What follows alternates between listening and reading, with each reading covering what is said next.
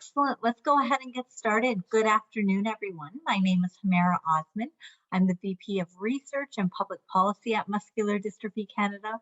Welcome to today's webinar, Access for All, the Role of Technology in Occupational Therapy. Before I go on much further, I would pass it over to my colleague, Marie-Hélène Bolduc.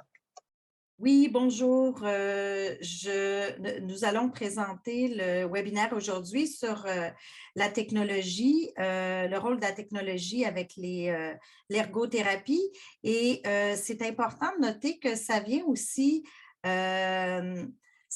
avec notre nouveau programme, notre nouveau fonds sur la technologie d'assistance. Alors, on a commencé un nouveau fonds et on trouvait que c'est important que les ergothérapeutes aient une formation à ce sujet-là pour vous outiller, en fait, à mieux recommander ces appareils-là. Merci.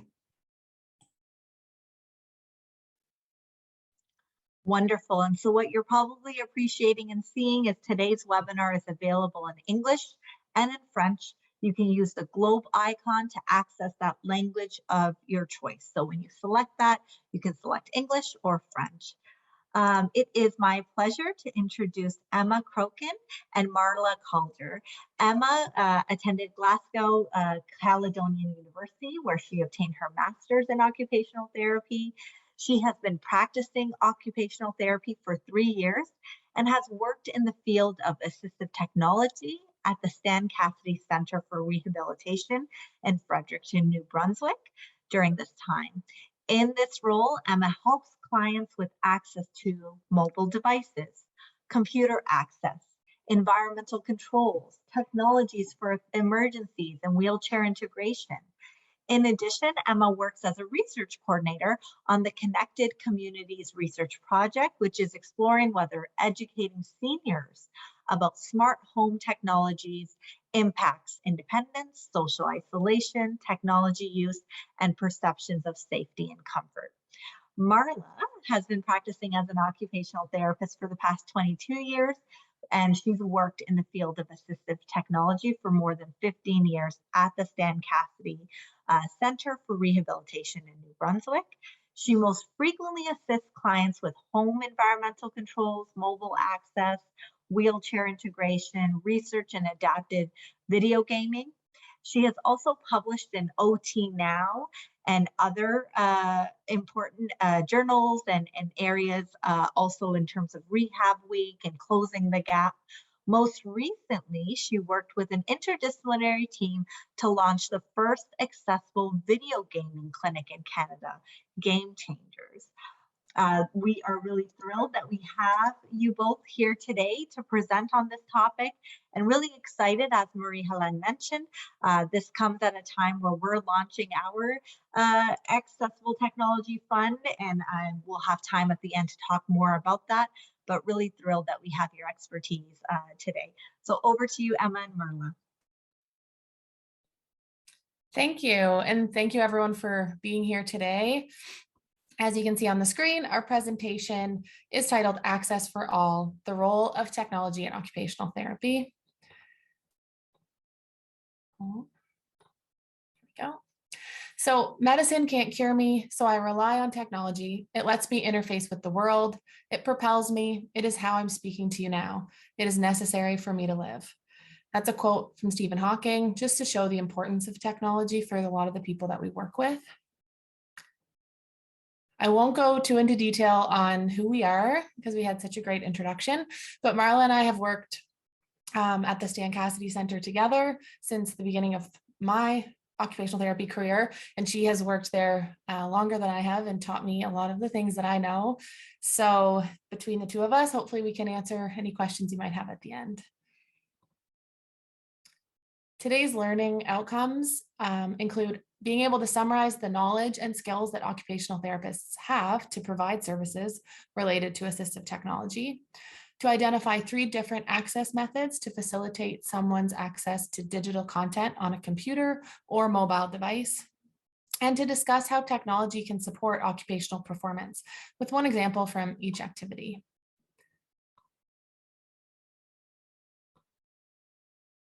So what is assistive technology? Assistive technology is any item, piece of equipment, software program, or system, either acquired commercially or off the shelf, that's used to increase, maintain, or improve the functional capabilities of persons with disabilities.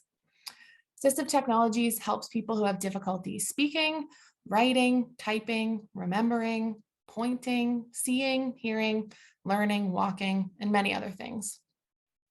AT can be low tech, such as communication boards or styluses, and it can be high tech, such as a specialized computer or head tracking programs. It includes electronic devices, mounting systems, special switches, alternative mice and keyboards, wheelchairs, walkers, braces, educational software, power lifts, pencil holders, eye gaze, and head tracking. It can be a lot of different things and many more than I have even covered.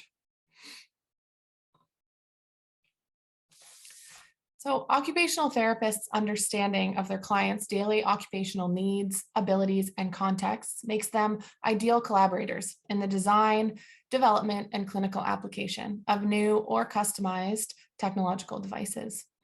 The activities that a person chooses to engage in hold purpose and meaning for that individual. When they are unable to participate in meaningful activities or occupations, assistive technology may be used as a support.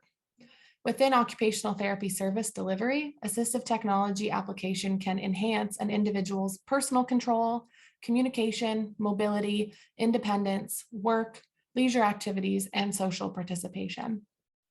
Technology is a valuable tool for occupational therapists to use when assisting individuals with moving towards their highest level of independence.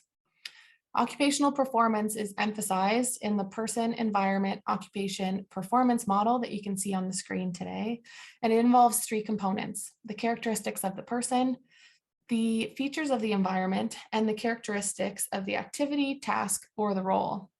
The interaction between the person and the environmental components either will positively or negatively influence occupational performance. When the individual has a positive person-environment fit, in supporting a valued occupation, the success in occupational performance leads to increases in overall participation, quality of life, and well-being. I'm going to hand this one over to Marla. So throughout obviously my many years of being here, there's been many different versions of assessments that are available.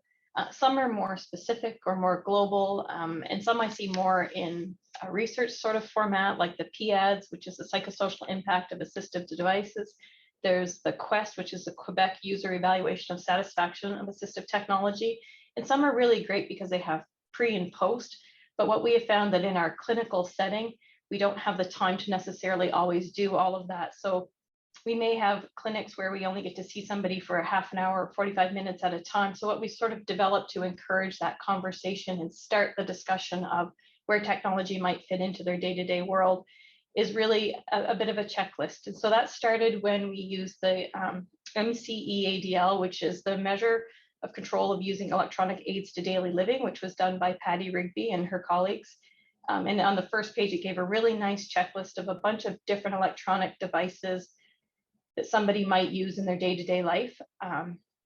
It sort of then follows along like a COPM, the Canadian Occupational Performance Measure, where you look at the importance of the task, someone's ability to do it from either their wheelchair and their bed, so different environments, and also how satisfied they are with their ability to do it now. So then you would have that pre and that post. But we sort of simplified it down to the checklist. In the last few years, there's been a group who have put together the Project Assist, and that stands for Autonomy, Safety, and Social Integration via Smart Technology.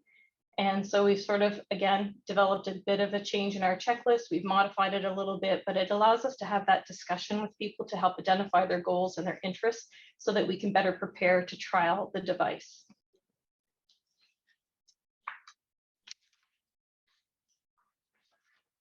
So this obviously tonight is a bit of a higher level. We won't go into the nitty gritty of stuff, but just to give you a general idea of the things that we look at or the things that we focus on.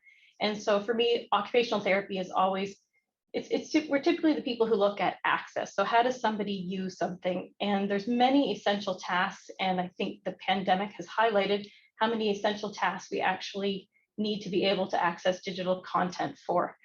And that's things like banking. That's, you drive by and you see parking lots now that are full of curbside pickup, so you can have contactless shopping. But that all starts with, how did you access your digital content?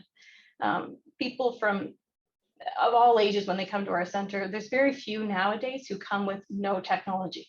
The occasional flip phone, but very rarely. So we try to meet people where they're at, what they already own, what they're comfortable with, and just use technology as another tool throughout their day. So that takes us to what we call the controller. And so it's to identify the types of controller that the client might want to be able to access. And typically those things are the smartphones that are prolific in our world nowadays. There's the iPhone and there's the Android phone. There's Android tablets, there's iDevices or iPads. The Androids, they're made by a variety of different companies. So you'll see Samsung and Google and LG. And the thing with those is that they're all built on different hardware. So they're not always the same. So they don't always have the same features. You can't always find the features in the same spot. The one thing about iDevices, whether it's an iPhone, an iPad, a Mac, they have a very robust accessibility settings. They're all found in the same way. So you can sync your devices so they all operate the same way. You find all those settings in the same spot. So sometimes that's a little easier for people depending on what type of ecosystem they like to use, whether that's that Android or that iDevice. And then there's computers and smart speakers that can do some of the stuff as well. And many of them, like I said, already have accessibility features built into them. So it's always a good starting point. And sometimes it's because of the size of the device that we might choose it, or how easily it is to mount or position it for somebody. So the first step, obviously, is the access method. And once we can get the access method identified, then that opens up a world of possibilities for people to access those digital platforms. So just to kind of go through things, we'll sort of do a scan from head to toe, where you want to identify the most consistent movements, what they can do comfortably, what they can repeat. Is it the same if they're in a different position? So like if somebody's in bed, do they operate something the same way as if they were up in their wheelchair or however they might ambulate? It's to have a look at those different environments and make sure that they all work well together. So we'll just kind of go through a few examples. We've peppered these slides full of pictures, so don't be overwhelmed. I just find pictures are worth 1,000 words, and so if I've seen it, I might think of it again. So when you talk to people and you're trying to help them decide what's available or what's out there, I look at the accessibility features, and like I was saying with the Apple products, there's a lot of things that are just built into the devices. So there's voice control, and we'll have a little video about that because they just do a really good job at that. Switch control, which is just putting some sort of a button where someone can touch that. And again, I would say Apple has probably the most robust version of switch control of the devices that are out there right now. And there's head tracking on some of them, but it depends on the camera that's in that particular device. And even with touch access, so if someone's directly touching a screen, there's different configurations that you can make to make that even a little bit easier for people. Android tends to be an app that you would download. So for instance, the Jabberwocky app, it would track someone's head movements as well, which would control one's ability to interact with that device. So you just have to keep in mind range of motion and the positioning so that the camera can see them, that sort of thing. So basically all of these devices or these controllers now accept a mouse. So that's what opens it up to a ton of other options that act as a mouse when they interact with those devices. So power wheelchairs, I always start with integrating there, because if somebody has a power wheelchair and they have expandable electronics, then most oftentimes a Bluetooth mouse is an option that's built into those electronics. So if they're used to driving their chair, whether it's a joystick or a head array, and they do that all day long, then it's something they're familiar with, and hopefully it's something that doesn't fatigue them, and then possibly they can use that to also control their devices. The picture just below that is a head mouse that looks like a set of glasses that someone would wear, and then so as they move, the cursor on their screen of their device would move. And then that little switch is a bite switch, but it could be something down by a finger, down by a foot, whatever is easiest for somebody. At the bottom, the lip sync, it's basically a mouth operated joystick. So instead of moving the joystick with your hand, you would actually just use your mouth and move that little straw around. And then there's also eye trackers. So you have to, it has to be positioned in such a way that you can actually pick up somebody's pupil. So you can't have the eyelids covering it, or those long, beautiful eyelashes that sometimes get in the way.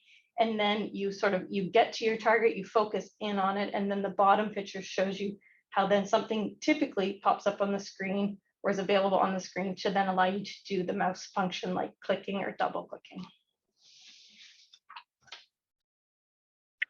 So if we kind of move along, I guess, from head to toe, as you said, upper extremity, I tend to sort of break it down into gross motor movements or finger dexterity. And like an example, limb girdle muscular dystrophy, for instance, where I find that the proximal muscles tend to be more impacted and they might have like really good finger dexterity. So I might look closely, I might look at the joystick that actually just uses the thumb.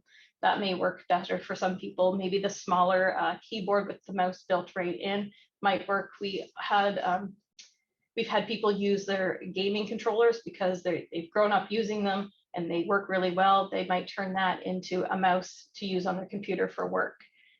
Other options are different keyboards. So the number pad, I always bring that up because that's actually built right into Windows operating system and the Mac and the iOS, the Apple operating system, that you can turn that number pad basically into a mouse. So if pushing keys is easier, the 5 becomes your click and all the numbers around it become the ability to move that cursor. So 7 would go up to the diagonal and 6 would go to the side. Or you might need a larger keyboard or keys with different colors to make it visually easier to see. The one at the bottom right is a new one we just came across called the Azeron. And it has all those little orange paddles you see are actually configurable keys. So I think you can go between 20 and 26 keys. And so you can just sit nicely one-handed and move the hands around, and there's a small joystick. So there's lots of different options. You just need to watch and see what works the best or what's a comfortable movement for your clients to do. And so a little mixed bag on this one. So I'll start on the left-hand side so switch control, as I was mentioning before, you tend to try and put a switch and they come in different sizes, different forces, different movements required. So you see the big red button, that's a switch. The one at the bottom that has the orange and the white switches, you could even plug other external switches into that. So typically what happens is that on the screen, something is highlighted and you go down by tapping your switch until you get to where you want, and then you start going across till you get to your target, and then you can select your target. So that's very handy. It may be a little slower until you start getting used to it, and then you can get really quick at that. Again, built right into the Apple operating systems. There's some Windows software that can be used that allows you to scan through things as well. The small one you see on the finger was actually custom fabricated. It was built here at Stan Cassidy in collaboration with us and our rehab engineering department.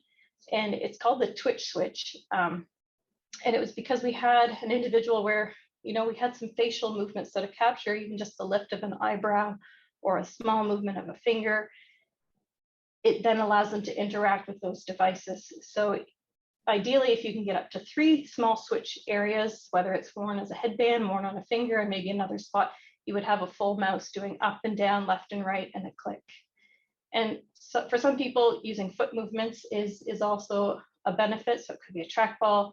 The bottom one's a rudder board. We've used that with gaming before. So there's lots of different options for that as well. And so, as I mentioned, we are very fortunate here that we actually have a rehab engineer that we're able to do a lot of collaboration with. So the picture on the left, they helped us 3D print some joystick toppers that are just easier to hold and easier to move, and some custom mounts on the leg. So it allowed it to not be a full desk or full lap desk, but rather separated the legs so we could capitalize on some leg movement and arm movement to sort of decrease some pain, and I guess spread the love of the movement around so that things didn't fatigue as much. And then we put switches everywhere, by the feet, by the knees, by the fingers. And then the middle one, 3D printed a key guard. So again, could rest the hands on that red zone and it didn't affect the touch keyboard that was there. And then we worked within the range of the movements available to us. And that turned into a gaming controller. And then on the far right, we have styluses, which they've found this really great filament that's actually conductive, which works better for the touch screen. So one you can just, slide your hand into, or another one that you can just slide over your fingers like a ring. They've built paddles to make pushing buttons easier, key guards, different joystick toppers. So anytime we can't find something commercially available or it doesn't quite meet the needs, then we collaborate with them and find a way to make it work better.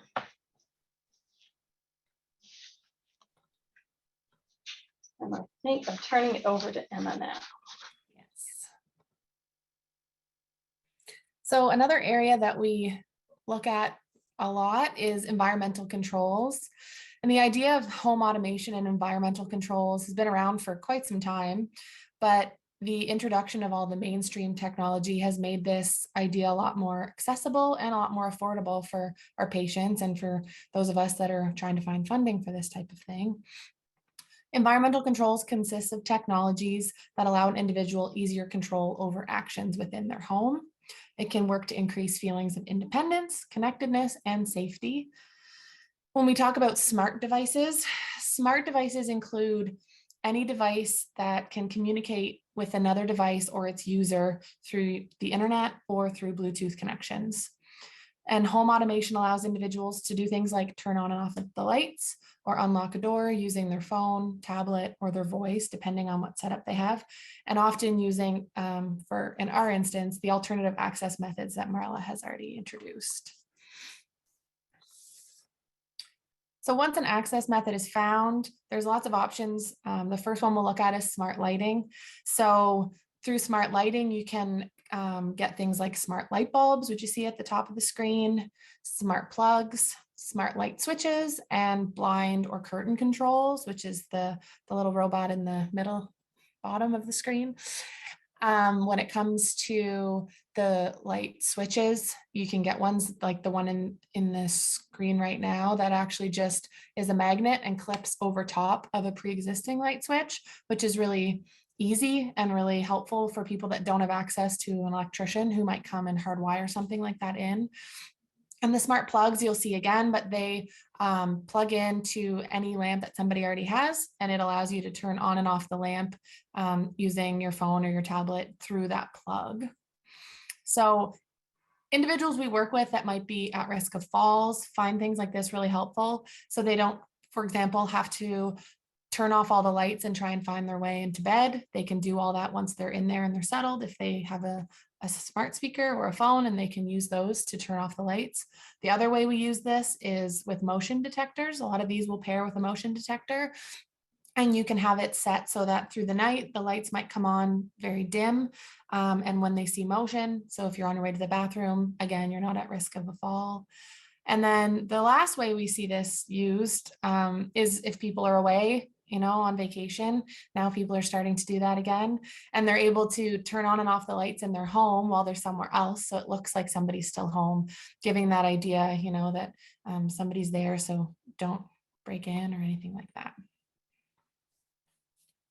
The other way that you can use these, the smart plugs, for example, that we were talking about, is for things like smart heating. So oftentimes we will pair these with a heater or a fan, and individuals will be able to get control over a room that they're in, turning either the heater on to increase the heat or a fan on to cool themselves down. There are options out there for smart heating that are more complex, like the Nest version that you see on the screen right now. It is a smart thermostat that requires a little bit more hard wiring, and certain systems and homes wouldn't be compatible with this.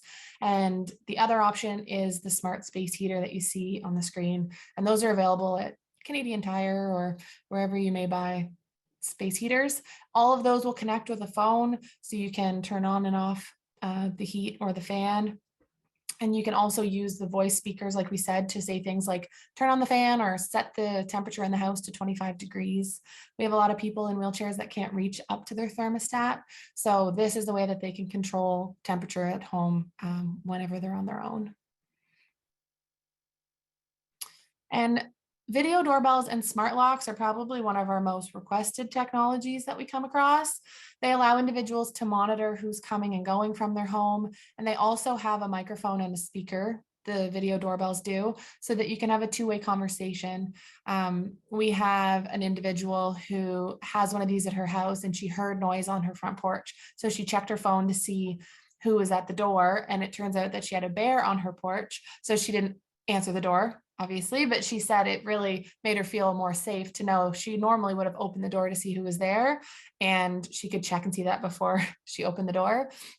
The other thing is, if you're, resting or getting out of the shower or getting yourself dressed and somebody rings your doorbell, you can look and see who it is. If it's a delivery man, you can talk to him through the doorbell and say, I'm actually home, but I'll just be a few minutes. If you just want to leave the package right there, that's great.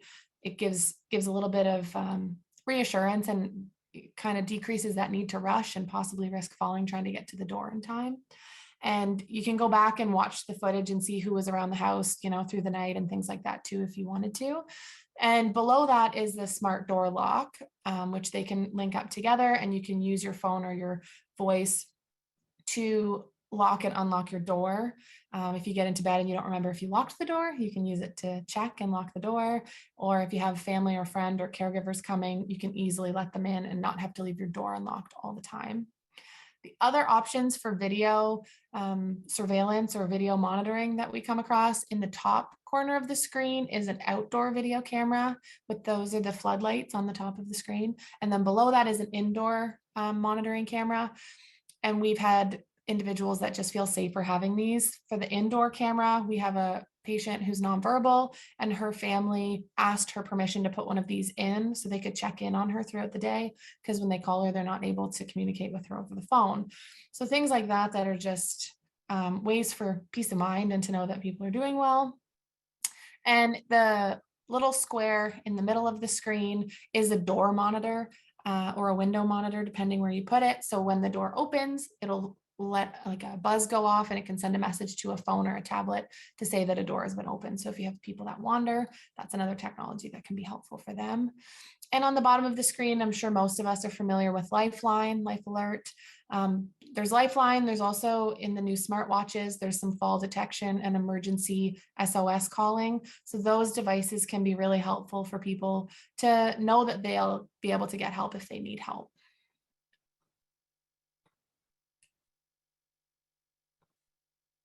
So a lot of these technologies can be used to support activities of daily living and independent activities of daily living. I'm just going to look at a couple ways that you can do that. The first area we'll look at is personal care and housework. So there's lots of things out there, and the ways that you use them is up to you. But again, the smart plug you can see on the screen, it can be plugged into a hair dryer or even hot tools, and you can turn on and off those devices again through the phone or the voice or the tablet. On the screen, it's not smart, but it's something that we really like at the center, is actually the hair dryer holder. And that was just from Amazon. It sticks to the wall and holds the hair dryer in place. So if somebody has limited upper extremity movement, or we've had people that have lost the ability to use one of their arms, they are able to still, style their hair while their hair dryer is on and above them, and they can turn that on and off from their phone. The other thing in the top left of the screen is a smart diffuser, which can be used for people with anxiety. You can partner that with meditation apps or yoga videos to make the home a little bit more relaxing. And below that is the smart robot vacuum, a Roomba. They've been around for a little while. They're getting better, and they have versions that you can actually put a mop attachment into now, so people can vacuum and mop. And for people that don't have a lot of ways to contribute to housework, it's nice for them to be able to control this piece of it, and you can set it on routines or timers so it goes off at the same time every day. It just allows them to contribute around the house. And medication reminders, a lot of us will know that people that aren't taking their medications at the right times or as often as they should be are at a greater risk of things like falls and hospital admissions. So it's important to get a good schedule to know that you're going to take them on time and you know you're taking the right medications. We have a couple different options that we talk about with our patients. So there are smart pill boxes, which include the Ellie Grid is the one on the top in blue, and then the Tricella pill box is the one in the middle. Those both pair with a smartphone or a tablet, and they send notifications at a certain time every day to let you know that it's time to take your medications. And if you open the drawers and you take them, it will clear the notifications. If you don't open it, it can send notifications to loved ones or caregivers just to have an added reminder. And if you open the wrong day for the Tricella pill box, it will send you a reminder saying, did you mean to open Thursday? It's only Wednesday. So just a couple ways to stay on top of medications. There's also lots of medication apps out there that you can download that are free, and you can input all your medications and they can remind you of when you're running low, when it's time to get a refill, and send you daily alerts on how many medications you need to take and when you need to take them. And below that, there's also a couple different technologies to help you keep track of things. So Tile and AirTag are both tracker devices. There's a couple different brands besides those two, but those are the ones that we recommend the most. And they can attach to things like car keys, remote controls, things that typically go missing, and you can find them using your smartphone or your tablet. And on the reverse, if you can't find your phone or your tablet, you can actually press the button on the Tile and it will make your phone ring, even if your phone is on silent, which is really nice. Some people will even attach these to their children's backpacks so they know where their backpacks were left or where their children are during the day. So there's lots of ways that you can use these with patients just to help with reminders and memory. And kitchen safety and shopping is a big one that we also talk about. So at the top left of the screen, there's a device called the iGuard stove, and that attaches to your stove. It's a more expensive device out of the ones that we're talking about today, but it actually has a motion detector in the front of it. So if it doesn't notice any motion in front of the stove for an extended amount of time, then it will actually turn off your stove. You can set the amount of time on that. So obviously if you're cooking something that's going to take a little bit of time, you don't want it to shut off in the middle. But once you return to the stove, it'll turn the stove back on. So it just wants to make sure that someone is tending to the stove. Below that is a device called Wallflower, which also attaches to your stove. It doesn't turn it on or off, but it does send notifications when the stove is on for an extended amount of time. So it will send a text message or a call to the numbers that are programmed just to say the stove's still on. Did you mean for it to be? And then beside the Wallflower is a smart scale, which is a device that we like at the St. Cassidy Center. And they're a little bit harder to find these days, but they come and go if you're looking for them online. The one that you see on the screen has a blender on it. There's also a version that comes with mixing bowls, and you can use an app that pairs with the smart scale to follow recipes step by step based on weight. So you see the first ingredient, you pour in until it tells you to stop, and then you go to the next one. It helps people that have difficulty with sequencing. And also, we've had a patient who lost the ability to use one of her arms, and she couldn't measure and level out measuring cups anymore. So it allowed her to just pour until the next ingredient was ready. So it's just a nice way to stay independent in the kitchen. And then below that, we always talk about the online grocery orders, which I know Marla mentioned with the curbside pickup. It gives people independence if they're not comfortable going out grocery shopping, or if they're unable to go out, you can go online and do your own order. And for curbside pickup, you can just put someone else's name. So put your caregiver's name or something like that, and make sure that you get all of the things that you want. It's just another way to use technology for those activities that we do every day.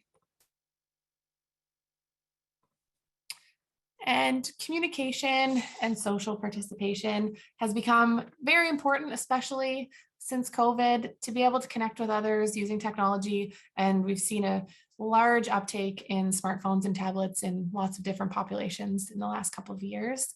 There's a few other technologies that we talk about for communication and social participation. The first one on the top of the screen is Furbo, which is actually a pet camera. So you can check in on your pets while they're at home. And you can see coming out of the front of the camera is actually a little treat. So you can throw treats to your pets while you're not there. We've had a patient who had muscular dystrophy who was unable to feed or throw treats for her service dog. And that was one of her goals. She wanted to find a way to be able to do that. And we got her this, and she was able to use the app on her phone using the joystick on her wheelchair to access her phone to throw treats to her service dog. So that was a really neat way to see this used. In the middle of the screen is a smart picture frame, and it allows others like family or friends from wherever they are to add photos to the picture frame. So I know my mom has one and she's in PEI, and our family can all add photos, and she'll see new photos every day of what we're doing and what we're up to. And the last device that's on the screen right now is the friendship lamps, is what they're called. So you can buy these lamps and pair them together, and somebody can be across the world and have one, and you can have one. And if you press a button on the top, it will change the light of the other person's, or it can change the status of the light, so it can flash or it can dim. And it's just a way to let people know that you're thinking of them. So ways to use technology to be social in a different way. And then we have websites and apps for social participation. So I'm sure a lot of you are aware of the apps on the screen. We have things like Facebook and Messenger and Instagram, and access to a phone or a tablet allows the people we work with to have access to all of these ways to communicate and socialize that we use every day. The video calling is also on the screen, like we're all using Zoom today. Again, access to technology allows access to socialization and communication for whether it be work, or there's even now Zoom yoga classes, or there's game nights held through Zoom or Skype. So allowing access to technology just opens up so many other options when it comes to this. And I'm going to hand it back over to Marla. So as Emma mentioned, I think the pandemic has certainly created an increase of online leisure. Lots of things can be functional when you're using your phone, but there's also just a slew of fun things to do too. So as she mentioned, there's games, reading. Here we have what we call the Libby app, and I think it's available in many different places, but you can plug in your public library system, and then you can actually just have public library books that are delivered right to your device, and they stay there for whatever the length of a normal loan would be. So I think like 3 weeks.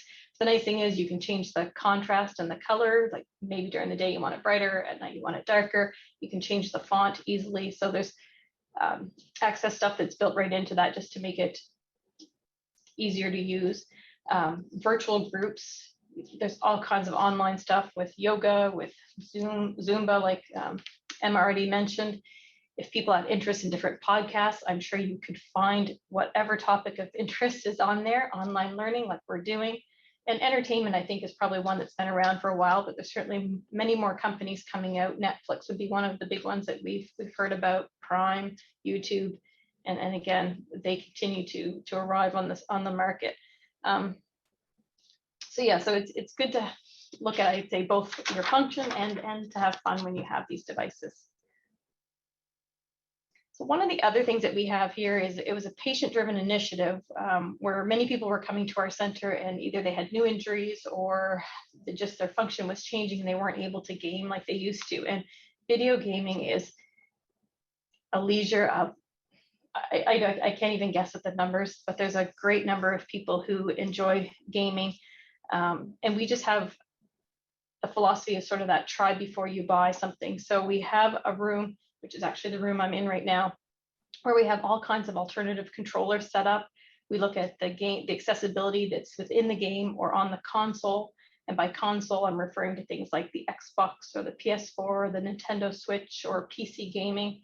And we want to be able to provide people opportunities to play what friends are playing. So again, if they're playing on an Xbox, then you can connect with each other and you can game together. Some games will go cross-platform. So it's just sort of getting a sense of what people want to do and how they want to do it. And one of the big changers after we had started this program was shortly into it, Xbox had actually developed what's the Xbox controller, which is shown at the top, but a little bit harder to see. And it allows you to plug in joysticks. So Those take the place of the thumbsticks that you would normally use on a standard controller. And then there's ports or holes in the back that allow you to plug switches in to take the place of any of the buttons, again, that are on a standard controller. So in the bottom picture, sometimes people just have a weak grip. And so instead of focusing all their effort and energy on trying to hold on to that controller, we just simply stick it on the mount, and then your fingers and the hands are free just to push the buttons. And if you need to, spread out which muscles are doing what, so instead of everything being done by those thumbs and those index fingers, we can put switches around and plug them into something like that Xbox adaptive controller. And you can see here we've used a foot to push one of the buttons, an elbow can push another button. So the ability to be able to try something and see if it works before you purchase it is always best practice for assistive technology.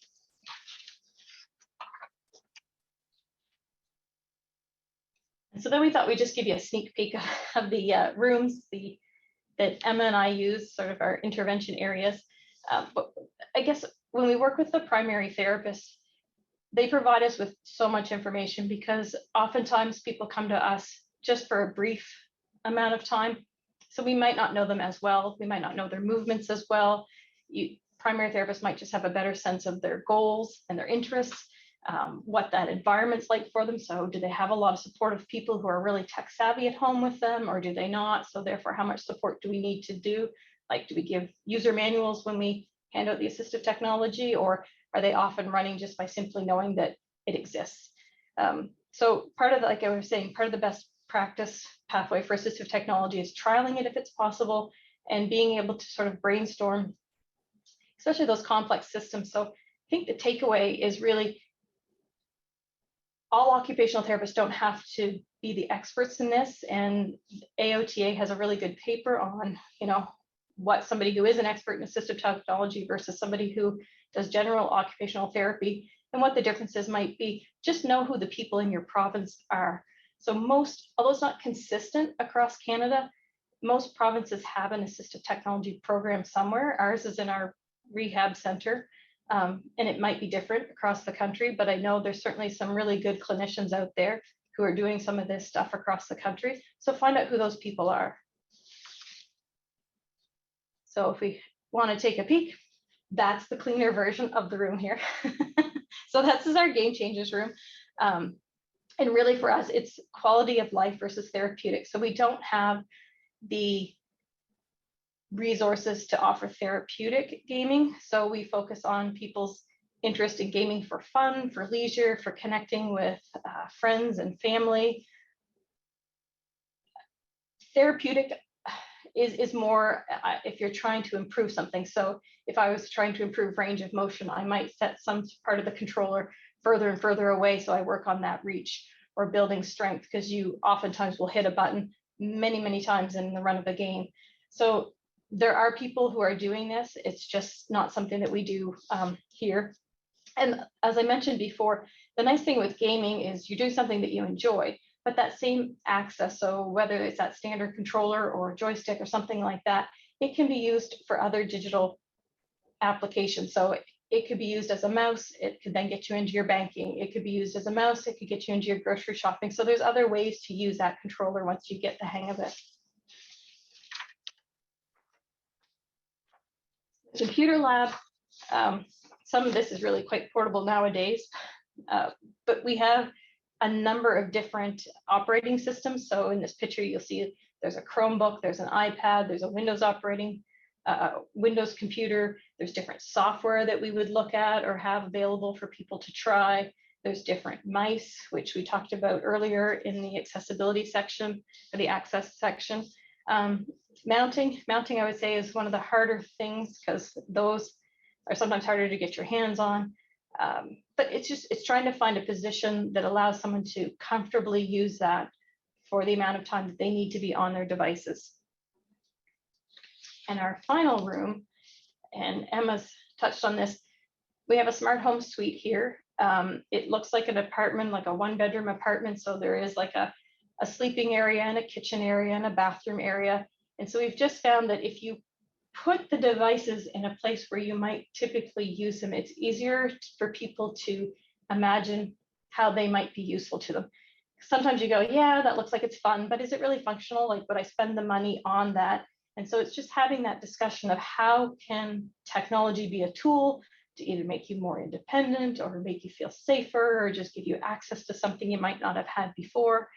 And we have, as Emma mentioned, we've moved to mainstream devices, and we've probably had this smart home suite set up probably for 5 years or so now. And just make sure they can access that controller. So once you've got the access figured out for the phone or the speaker or the computer or the tablet, then it opens up the world to being able to control a lot of these other things. And the other thing we found with the mainstream stuff is sometimes people just make the comment, oh, I didn't think to use it that way. So it just might be having that type of a conversation. And I guess the other thing I often find is it's less intimidating because my neighbor probably has it, or a niece or a nephew. I bet if you found any 14 or 15-year-old, they could help you set this up. And you don't have to buy the whole ecosystem at once. You can buy one piece and add another piece. So you can kind of just plug away at things and get comfortable using different things to support your day-to-day function. And like I said, there's probably somebody out there who's already used it and is willing to help you set stuff up if you can't find a company locally that does that sort of thing. So as I mentioned, our takeaway is just assistive technology is another tool that OTs can use to support their clients in their day-to-day function. And as long as you know who and where to go and ask for further questions to help support you in helping your clients figure out what's the best use for them. Marla and Emma, thank you so much for a clear and very well informative presentation. There are questions in the chat that, if it's okay, I will go ahead to. One was about managing relationships and whether you can speak to any tools or devices for relationships in that domain. Relationships, and like if people live far away from one another? Or in between spouses or partners, if you guys often prescribe those types of devices as well.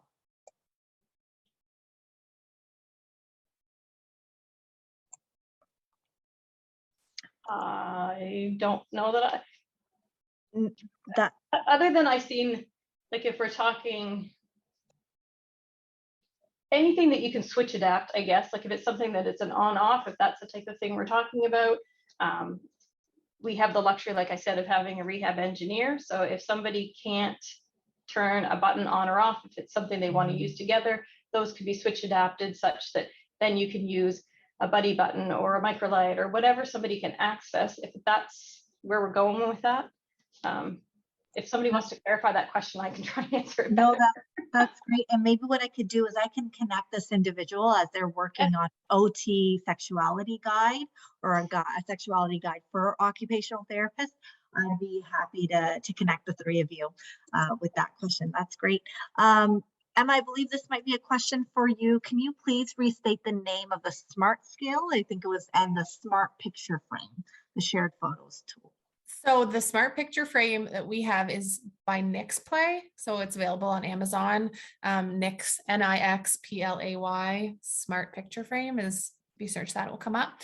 And the smart scale, there's two versions. The one that was on the screen is called Smart Blend, and there's Smart Bake or Perfect Blend or Perfect Bake, but they've been bought by Vitamix. So you may also find them if you search for Vitamix Smart Scale. They also have a version that's called Drop Scale. So there's a couple different ones out there that do that same idea where they pair with an app that provides different recipes, and it shows that step-by-step on how you can add in ingredients, and it tells you when to stop. So.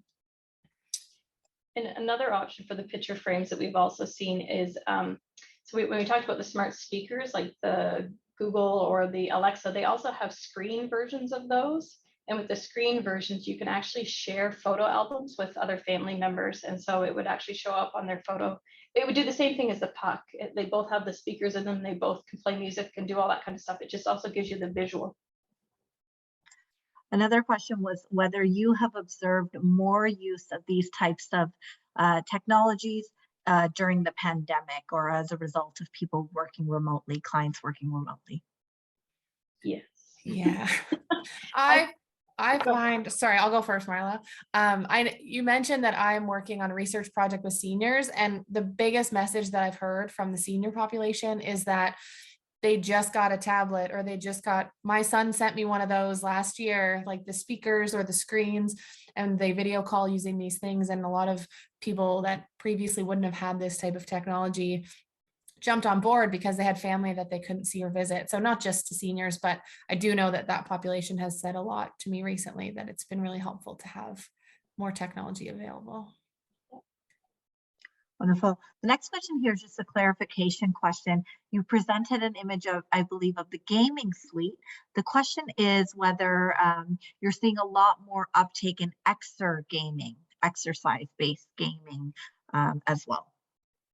So it's not what I would focus on here with this particular program. There is some of that. I mean, even just the availability now of online options, like we mentioned, for recreation, for leisure, you can get to classes like spin classes, you could do exercise classes, you can have running apps that encourage you to do stuff.